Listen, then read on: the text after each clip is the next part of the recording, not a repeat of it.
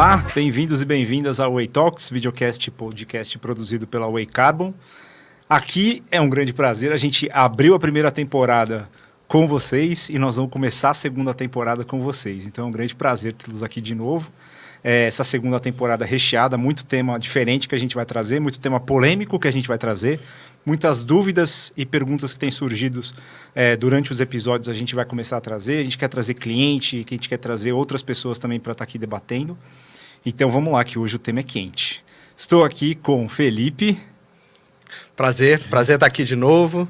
É sempre bom poder compartilhar e aprender com vocês. E o Henrique. Valeu, Laureto. Então vamos lá. Hoje o assunto é leve, só que não. É um assunto tranquilo, também, só que não. Então nós vamos falar de como é que vai ser essa agenda de sustentabilidade, ESG, o nome que a gente quiser dar, ou o nome que não vai ter mais. Quais são as tendências que a gente vai ver para esse ano de 2025, que é um ano complicado, que é um ano que a gente já viu que já começou meio de lado. Tem muitos desafios nessa agenda como um todo. Mas a pergunta inicial aqui, né? A gente vê que a política mundial como um todo, ela está muito estável. Então, o que a gente pode esperar para essa agenda nesse ano? Maravilha. Vai lá, fácil. Pergunta fácil. Você pode começar com as perguntas leves. Já deixando claro para todo mundo que é o primeiro episódio sem roteiro, né? Sem nenhum roteiro. Não tem roteiro. Nenhum. Que bom que você quer falar sobre isso. Vamos embora. Laura, então, acho que... acho que o momento, né, e a gente na cadeira que a gente está, eu, você, Felipe, essa pergunta o tempo todo, e é uma preocupação para a gente, porque, pô, é o nosso trabalho, é o nosso negócio também, é o dia a dia do negócio, né? Não tem como não dormir, acordar pensando nesse negócio e ficar tentando desenhar esse xadrez, né? Eu acho que, assim, de maneira geral, eu estou partindo do meu raciocínio do seguinte ponto, tá? Eu acho que a gente já vinha, independente do que está acontecendo agora, porque, enfim, já existia, né, um movimento do setor financeiro nos Estados Unidos, antes de Trump ganhar e tudo. A gente já vinha de um questionamento na agenda, e a minha principal conclusão é o seguinte: por falta de respeito e apego a conceitos. O que eu quero dizer com isso? Eu fui fazer um mestrado... Felipe foi fazer doutorado para a gente estudar o que é desenvolvimento sustentável, o que a gente precisa entender e tal. Eu já era muito crítico a essa hype do ESG, porque, assim, na minha leitura, né, houve esse esforço de corporativizar uma agenda de sustentabilidade, né? Porque, para mim, isso é uma aplicação da agenda de sustentabilidade a partir de uma abordagem mais, em teoria, quantitativa, objetiva, de metrificação, para fazer correlações entre aquilo que a gente acredita que é importante e entre o que o mercado acredita que é importante, que é lucro, resultado, resiliência, tudo mais. Então, para mim, essa agenda já vinha sido questionada porque o negócio estava acontecendo, número um, muito rápido, né, sem apegos a conceitos, então estava cada um entendendo alguma coisa, e a turma já estava entendendo que não é trivial. E banco já voltando atrás por causa de processo, falou, mas como é que você vai cumprir isso aí que você prometeu? Eu falei assim, eu não sei como é que eu vou cumprir isso que eu prometi. PDCA, eu prometi sem pensar. Promete depois correr atrás. Então, assim, eu estou partindo de um ponto, não é que, obviamente, não existe um momento agora muito importante de mudança, mas eu acho que está havendo um ajuste de mercado, como outros ajustes de mercado financeiro, talvez de uma maneira um pouco mais abrupta, mas que talvez já ocorresse num outro contexto. Então, acho que é importante, talvez, a gente olhar um pouco para esse histórico aí dos últimos 2 anos, né, ou dos últimos ano e meio, que a agenda já vinha sido questionada. Por quê? Porque o setor privado não estava conseguindo entregar na agenda. Até porque a agenda, ela ficou grande demais. Parecia e parece que tudo é encaixável embaixo do ESG. Tudo pode, né? O apego tudo do ambiental, tudo do social, tudo da governo. É tudo, e aí as empresas acabam não entregando nada e sofrem também represálias quanto a isso. Mas até isso eu já tinha sentido no ano passado, quando eu e Henrique, a gente estava na New York Climate Week, o quanto que ali você não falava muito ESG, não. Você podia falar Energy Transition, mas ESG já tinha 3 passos atrás ali, porque a crítica era grande. E tem seu sentido, né? O que me preocupa agora é o movimento, talvez assim, dentro dessa agenda, o clima, para mim, é o principal problema ambiental global que a gente tem, né? E que a solução é complexa e a gente precisa mudar a maneira como é a economia como um todo, né? Dentro desse contexto, eu vejo algumas empresas que começam a priorizar isso. Você vê o BlackRock ano passado, deu um passo atrás na agenda como um todo de ESG, mas falou que clima ia continuar. Só que agora a gente começa a ver algumas empresas, principalmente americanas, bancos, começando a... Não vou falar dar para trás, mas despriorizar um pouco a agenda climática ou não seguir de uma maneira unificada nos esforços, como é a Net Zero Bank Alliance. Né? Vários saíram, não foi? Foi a Asset Manager. Mas Net a Zero Banking Alliance. também.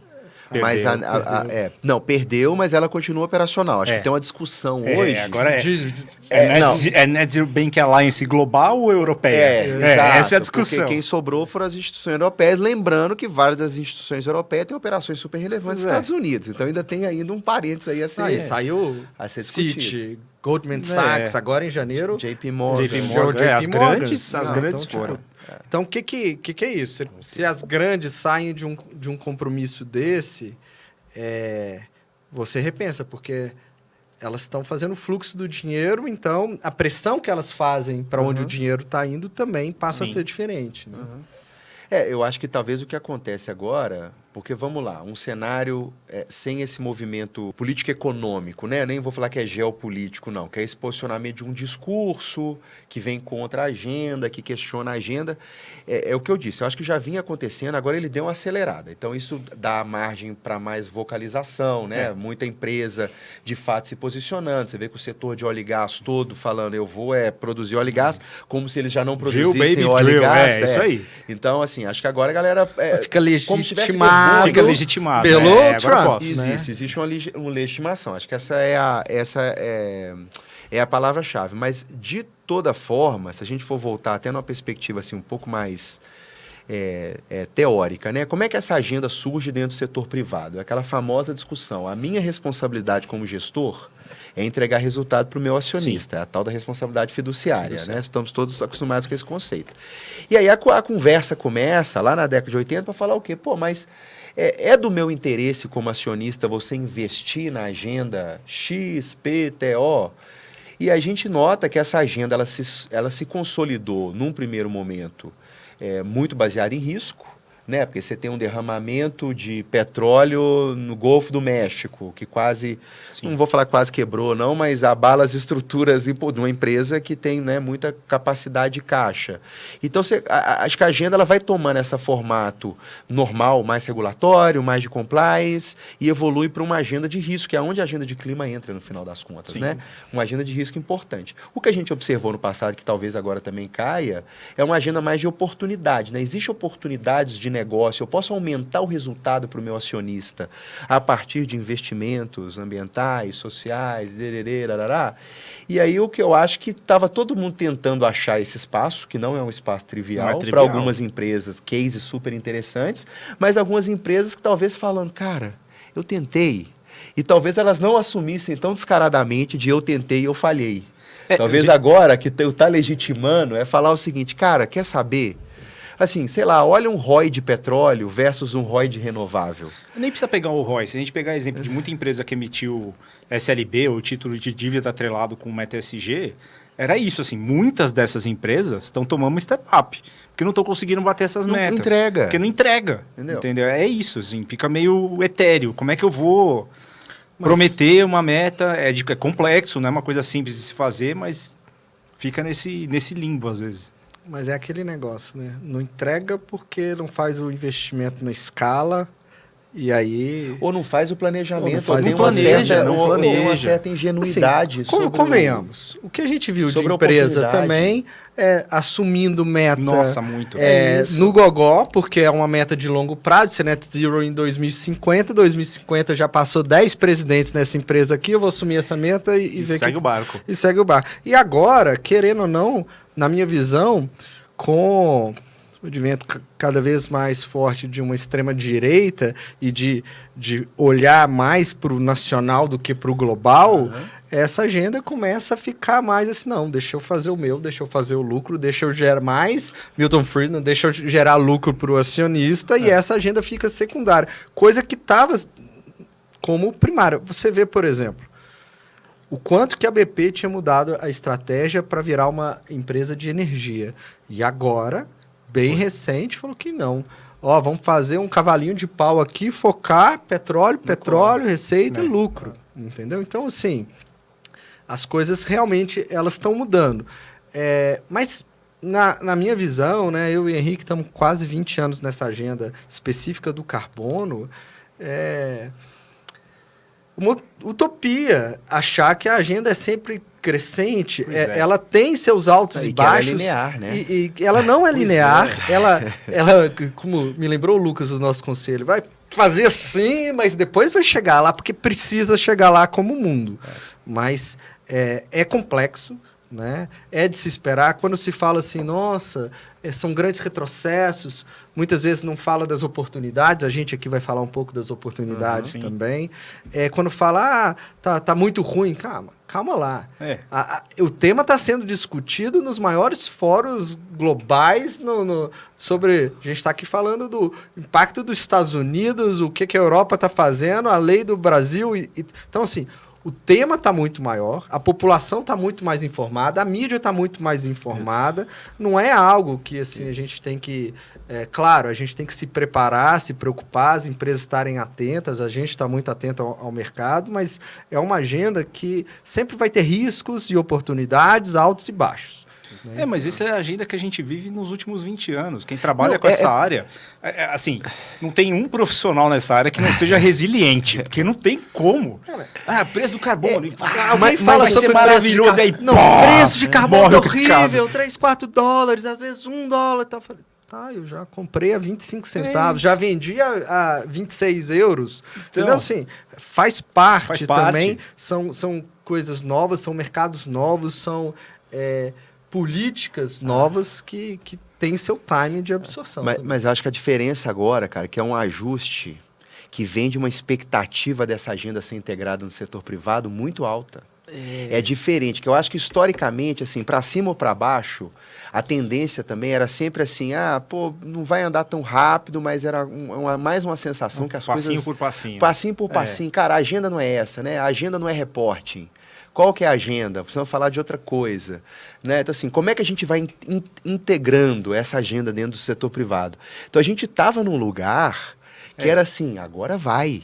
Banco metido no meio dessa confusão, gestor metido no meio dessa confusão, CEO falando disso, CFO falando disso, com compromisso público para tudo quanto é lado. Sustainable Finance, título, captação...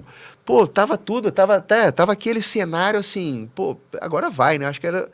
Só que agora, esse ajuste, ele é muito doído, né? Porque para mim não é um ajuste que acaba com a agenda, ele é muito doído, porque é um ajuste para baixo, é um ajuste de questionar, é um ajuste de alguns retrocessos, mas também eu vejo, para falar de lados positivos, eu acho que o lado bom do ajuste é que talvez esse aprendizado que a galera veio por causa do nível que estava muito acelerado, também eu acho que é um ajuste que se dá assim, sem vergonha. Sem vergonha no sentido assim, eu vou assumir mesmo que eu não dei conta, eu vou voltar para trás, sabe? Não vai ter muito nhenhenhê, maquiagem e de qualidade também, tipo assim, não tem mais espaço para greenwashing, por exemplo. Olha como que a agenda chegou. Você falou de objetividade. Eu acho que também é um ajuste que o mercado vai olhar isso de uma maneira mais pragmática e objetiva. Não estava impossível de trabalhar do outro jeito. Quem lê um relatório de sustentabilidade de 150 páginas, não tem uma pessoa no mundo tirando quem trabalha na área ou quem escreve o relatório que lê isso aí. É impossível. Assim, é muito difícil você absorver essa informação. O que a gente quer com a agenda e o que a empresa espera da agenda, né? E realmente ter prioridades, né? Eu acho que a matriz de materialidade ESG também ficou um negócio tão grande para as empresas que elas se perdiam ali dentro, né? E não só os relatórios, só que as ações ficavam pulverizadas demais e o que trazia de resultado prático, né? De impacto positivo. né? Mas eu costumo sempre olhar o copo meio cheio, assim, sabe? E eu vejo, assim, o que está acontecendo. A gente falou aqui muito dos Estados Unidos, a gente pode entrar aqui na Europa também, algumas mudanças. Mas o Brasil, a gente tem um diferencial muito grande ambiental e climático. Isso é fato, é notório, né?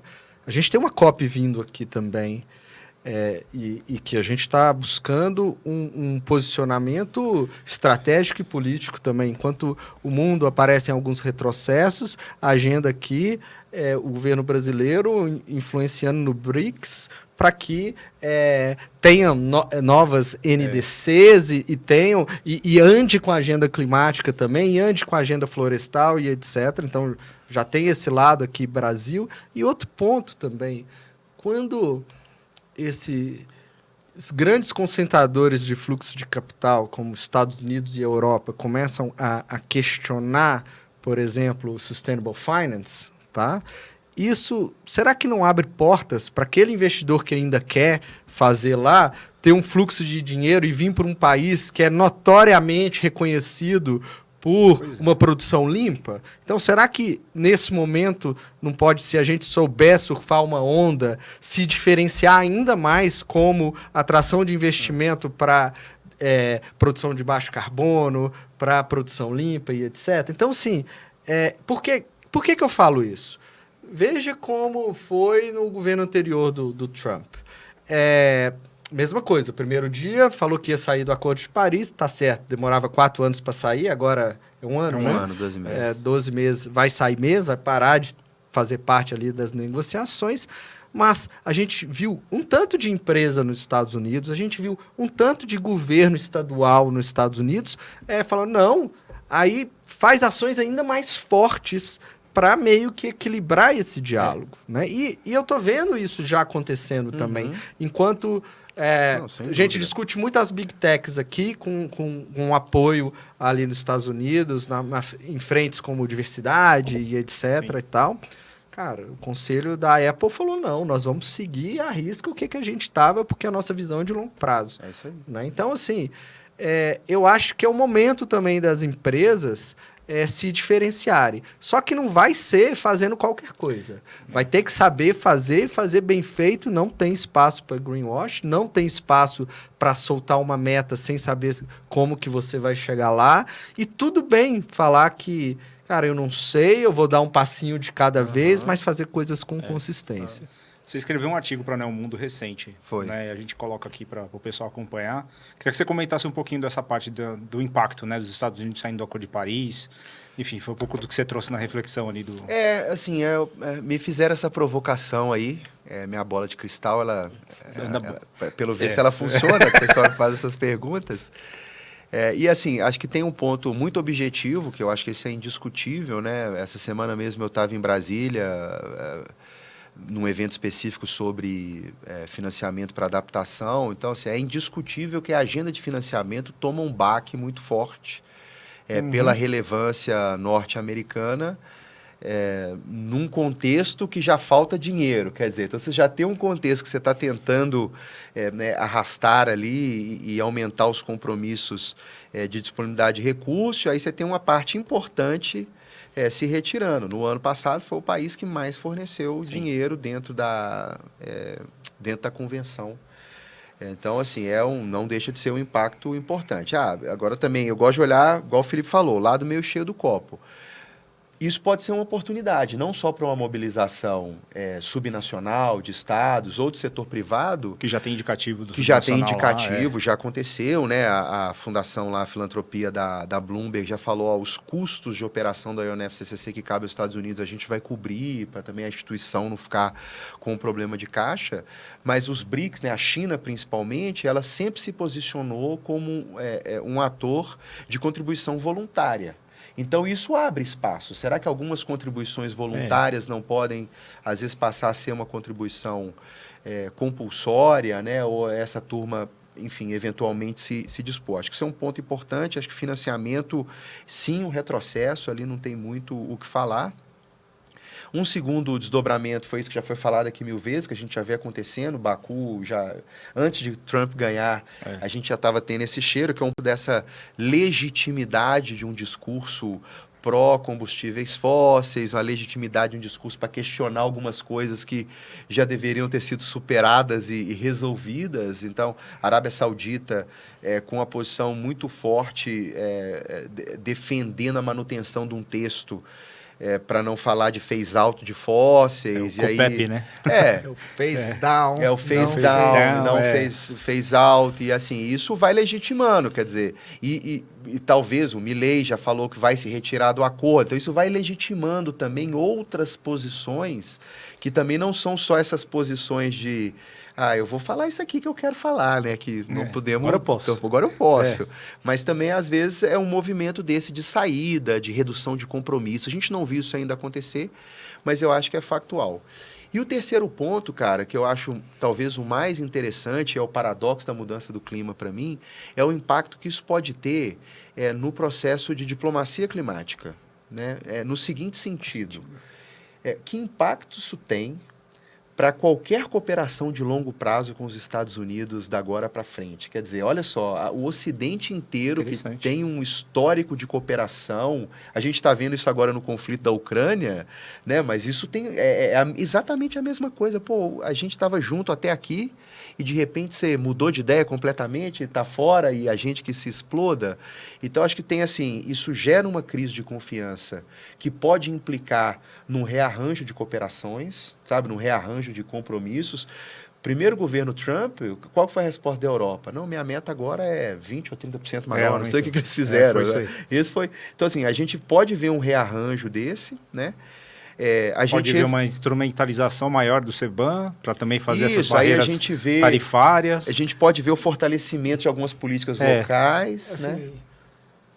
Pode, eu espero que aconteça, mas assim, no short term, no curto prazo, ali também vai ter um passinho para trás. Né? A gente já vê as taxas de fronteira para cimento e aço na Europa sendo discutida para ter uma flexibilização maior mesmo na Europa. Sim. E também a flexibilização dos reportes ESG como um todo na Europa, flexibilizando para as pequenas e médias empresas ali, com Alemanha, com França, né, que sempre foram líderes, pegando pesado de tipo assim, cara, a gente tem que competir com os Estados Unidos nesse novo cenário também. Então, é complexo para onde o mundo está indo. Acho que em algumas áreas vamos sim ficar mais travados nessa agenda. A agenda vai demorar um pouco mais. Eu acho que essa é uma realidade também. A agenda vai demorar um pouco mais. O que o mundo esperava, e convenhamos, já estava frustrado, que não estava acontecendo na velocidade que devia, esse gradiente de velocidade vai cair nos próximos 2, 3 anos. Não que depois não vá aumentar. Eu, particularmente, eu acho que vai chegar no final da década, e que é quando realmente o primeiro período de metas de Paris vence, em 2030, é quando realmente os 6.2, 6.4, os mercados de carbono internacional entram em vigor. Vai chegar ali em 2030, todo mundo, na verdade, com a corda no pescoço, falando assim, cara, a gente não entregou, agora, a gente perdeu uma década e agora o dinheiro vai ter que aparecer. O risco está aumentando. Tem isso, né? Tem uma questão também que a gente está esperando, que nós estamos no aquecimento de 1.4, 1.5, na verdade nós já estamos bem mais para frente do que isso, né? Na verdade, o que a gente tem de dado monitorado, os dados monitorados estão aproximadamente 5 anos à frente dos modelos. Os modelos falaram que ia acontecer no fim da década, a gente já está observando hoje. No podcast que a gente falou de risco, teve um pouco disso, né? Que exatamente isso, que a gente tinha modelado para acontecer. Está validando tudo, mas a gente está vendo que os modelos são conservadores. Pois é. Porque são conservadores, não, eles não são conservadores, que está acontecendo mais rápido do que os modelos. Mas só desculpa para poder fechar o raciocínio que eu tinha falado do paradoxo, essa história da quebra da diplomacia, dessa quebra de confiança, eu acho que tem um desdobramento importante aqui, porque o paradoxo da mudança do clima que eu queria falar nesse contexto de diplomacia e cooperação, é que assim, a agenda de mitigação, ela é, por natureza, uma agenda de cooperação. Porque você precisa ter uma ação de redução de emissão global. Tá certo? A agenda de adaptação, historicamente, inclusive por isso que ela nunca ganhou relevância no contexto do acordo, ela sempre foi observada como uma agenda mais regional. Ela agora estava tomando um formato mais global, hoje ela tem um formato mais global por causa do financiamento, por causa de perdas e danos e tudo mais. Assim, então, essa fragmentação, cara, ela também gera esse contexto para uma ampliação dos riscos muito louco.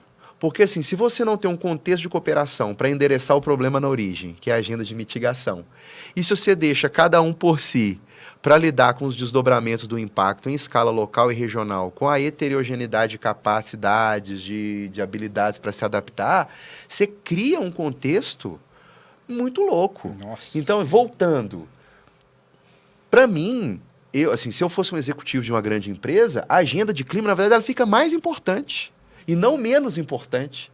Porque, assim, você tem que se preparar para estar mais sujeito a impactos físicos da mudança do clima. Você tem que estar mais preparado para mudanças abruptas, porque é isso, a ficha vai começar a cair, a gente não sabe que tipo de reação pode vir, em que velocidade essa reação vai vir. Então, eu acho que, no fim das contas, um possível desdobramento é assim, a empresa que quer, de fato, olhar para médio e longo prazo, vai ter que levar essa agenda mais a sério. Não por modinha, não por hype, não porque eu tenho que fornecer o meu inventário ou eu preciso fazer alguma coisa, mas porque, cara, é uma exposição de risco diferente. Nós estamos indo para um lugar diferente. Quem aqui acredita naqueles cenários agora? Qual que é o cenário do IPCC que vai vir agora nesse contexto? É interessante isso que você falou, porque no contexto do mundo, cada vez acreditando menos na globalização e com foco em nacionalismos, cada vez acreditando menos, você vê a questão dos Estados Unidos criticando o ONU, criticando o Banco Mundial, criticando o multilateralismo. O multilateralismo como um todo.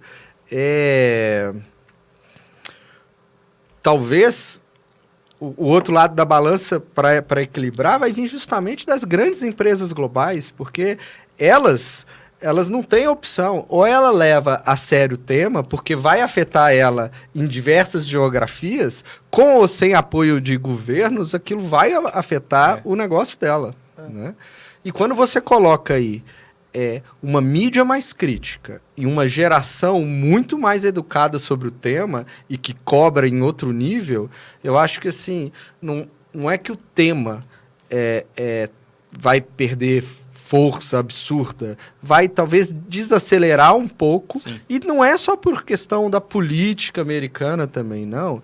Tem um contexto global aqui também, de guerra que não acaba, tem 3 anos de Ucrânia com Rússia, de Hamas com Israel, tem a questão também econômica do mundo, de juros altos no mundo inteiro, o que trava investimentos e a vontade de se arriscar. Então, assim, estamos numa conjuntura onde as empresas e os governos vão começar a ficar um pouco mais conservador no sentido de deixa eu tentar resolver o meu dia de hoje antes de pensar o dia de amanhã. Uhum. Mas quem tem condição e quem quer liderar uma agenda e se posicionar de uma maneira diferenciada para daqui a 5, 10 anos estar colhendo fruto, vai continuar investindo e talvez investindo mais, porque vai perceber que faz parte do business dele.